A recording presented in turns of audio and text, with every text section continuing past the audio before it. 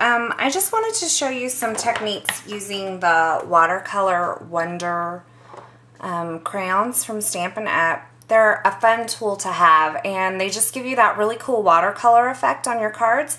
Makes you look really artistic, and it really doesn't take any real sort of artistic talent at all. So I just wanted to show you a couple techniques. I'm going to set those to the side, and you're going to probably hear me rattling through them as this video goes on. But the first thing about watercoloring is when using Stampin' Up! Ink pads that you want to use the basic black ink pad, because they are going to, that ink is going to resist the smudging. The other classic inks from Stampin' Up! Won't resist smudging. So what I'm going to do is I'm just going to ink this up, make sure the center gets inked up, and I'm just going to stamp my image. This is just Whisper White cardstock. This is just a basic technique video, so just to share with you. And then I'm going to take the blender pen from Stampin' Up!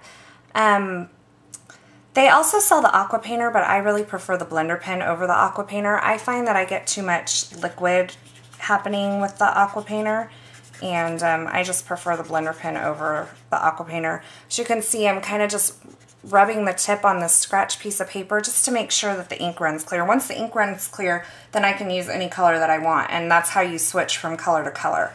So then I'm just going to take the color of watercolor crayon that I want. This happens to be Orchid Opulence. I just grabbed it, and just with the crayon I'm going to color around the edges where I want to watercolor.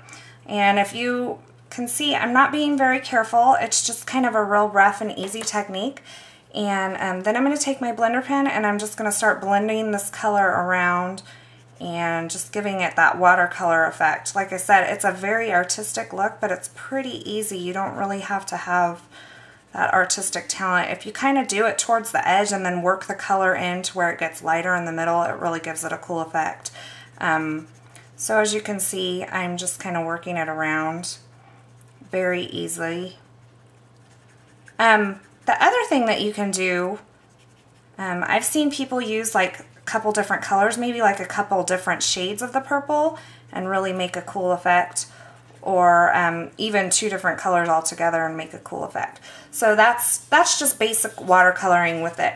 Now another thing that you can do, and you can see that I'm running this until it gets clear again, is you can take this crayon and you can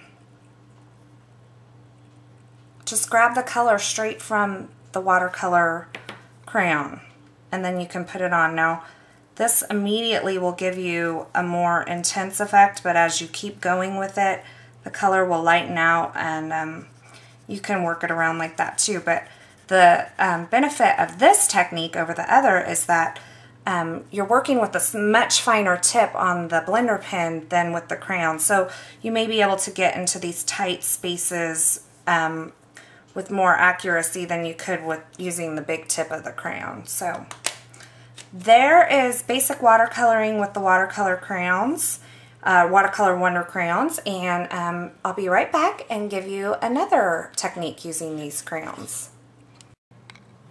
Okay, so the next technique that I want to show you using these Watercolor Wonder crayons is just directly coloring on the stamp itself. I have two different colors of green here. I have, this is Always Artichoke, and I'm going to use that to color the stem of this stamp right here. It's kind of like a leaf type thing. And then I have this Garden Green, and I'm going to use that to color the leaves of the stamp. And I'm just making sure that I get these colored really well. But this works great for flower stamps also. And see how this stamp has very harsh, precise edges on it. But when I use this technique, it's going to give it more that watercolor kind of flowy, free feel. So once I do that, then I'm just going to take a water bottle right here, and I'm going to move my paper to do this. And I'm just going to spritz the stamp. Just make sure it's good and wet. And then I'll bring my paper back over here. and just stamp directly on the paper with the wet stamp. And you can see how that really softens the edges. I'm going to see if I can zoom in here. It's just a really cool effect. And I just might use this on like a birthday card for a man or something. It just seems very manly to me. But that's just another technique that you can use with these watercolor crayons. Like I said, they're really fun to have around, and this just scratches the surface of the things that you can do with these. So I just hope I've given you a few ideas. Maybe you already have them and you want to pull them out and try some new stuff with them. But have a great day.